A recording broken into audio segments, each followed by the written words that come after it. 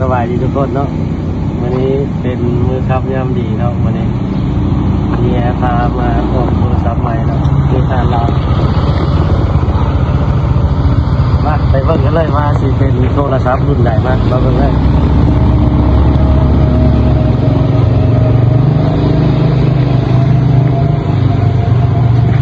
ดีนะครับตัวนี้บอสทีจองไว้นะนี่เนาะเดี๋ยวเราสิมาแก้เบิ่งว่าสิเป็นอะไรเราก็ยังไม่ได้แกะสั้นเนาะสั้นเอามือสั้นได้ว้าว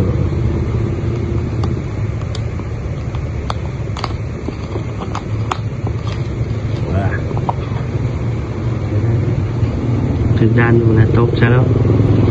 ได้แล้วเนาะสีน้ำเงินเนาะว่าดำก็บอกเดี๋ยวพี่อ่ะ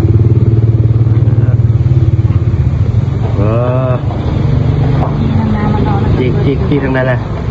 เนี่ยไม่ได้เคยใส่ใช่มาเลยหลุดมือฉันเนาะเป็นอะไรล่ะวันนี้ว้ามา